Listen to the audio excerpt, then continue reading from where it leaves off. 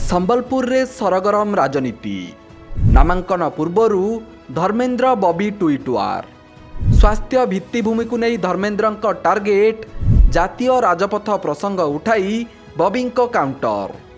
संबलपुर लोकसभा आसन रे केंद्रमंत्री धर्मेंद्र प्रधान को बीजेपी प्रार्थी करिछि। सेपटे तांकु टक्कर देबा पई बीजेडी सांगठनिक संपादक प्रणव प्रकाश दास मैदान को ओह्लाइछंती।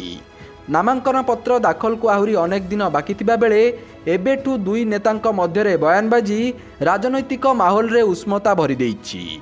गतकाली धर्मेंद्र प्रधान संबलपुर जिला जुजुमुरा ब्लॉक गड़ लोईसिंगा पंचायत बेलपाणी गाँवर जड़े रोगी को खटिया बोही आंबुलांस पर्यंत नेबा घटना रे निजर प्रतिक्रिया रखी राज्य सरकार को टार्गेट करिसेंती। एने ट्वीट करने सहित गणमाध्यम को प्रतिक्रिया दे धर्मेंद्र कहिसेंती जे स्वाधीनतार 76 वर्ष परे भी रोगी को भार नेबार दृश्य सामना को आसीछि। ओडिशा रे 19% शिशु जन्म हेबा बेले कम ओजन होइतिबा बेले 31% शिशु बयस अनुसार उच्चता कम, 18% शिशु उच्चता अनुसार ओजन कम एवं 64% शिशु और 62% महिला रक्तहीनतार पीड़ित। राज्य रे सरकारी डाक्तरखाना नाही, डाक्तरखाना थिले सेठारे डाक्तर नर्स और स्वास्थ्यकर्मी अभाव। संबलपुर जिलार सदर महकुमा ठारू मात्र 40 किलोमीटर दूर रे एही अवस्था। आभ्यंतरीण अंचल रे परिस्थिति आहुरी शोचनीय। यह कौन दीर्घ 25 वर्ष शासनर रूपांतरण? अन्य पक्षरे बीजेडी रो कुहालिया नेता माने ओडिशा को 1 नंबर करिवार मिछ प्रचार करुछंती। एही घटना राज्यर स्वास्थ्यावस्थार वास्तव स्थिति को पदारे पकाइछि बोली धर्मेंद्र कहिसंती। संबलपुर जिलार सदर महकुमरू 50-60 किलोमीटर भितर ये अवस्था। जदि आउ टिके तळुकु जीवा तार अवस्था न कहिले भलो।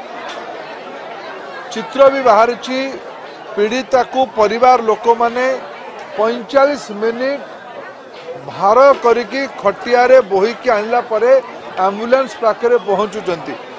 जो माने रूपांतरण कथा कहउचंती, ओडिशा को 1 नंबर बनेमार मिछ कथा प्रचार करुचंती, तांको मुहरे आज ओडिशार गणमाध्यम गोटे प्रश्न चिन्ह लगे। केवल स्वास्थ्य सेवा कथा नुहे, ओडिशार नुआ पीढ़ीर पिला मानकु अपपुष्टि रे शिकार करैबा, सरकारी डाक्तरखाना रे डाक्तर उपलब्ध न करैबा, ये आज ओडिशार स्वास्थ्य व्यवस्थार प्रमाण दौ। सेपटे धर्मेंद्र एभली बयान रो किछि घंटा मध्यरे सामाजिक गणमाध्यम रे बॉबी एहार दृढ़ जवाब रखिछंती।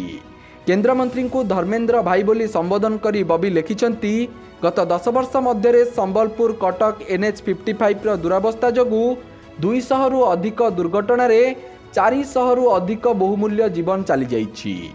आपण 10 वर्ष केंद्रमंत्री थाई मध्य सामान्य रास्ता कामटीए करि पारिले नाही। एहाठारु बड़ विफलता आउ कौन होई पारे?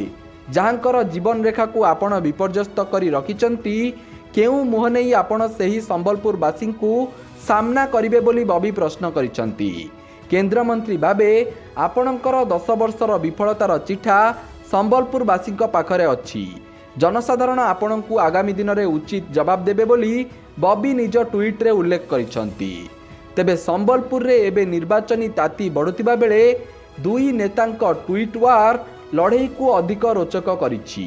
एभली स्थिति रे आगकू धर्मेंद्र बॉबी लड़ई केउ मोड़ नेउछि तारि उपरे समस्तंकर नजर।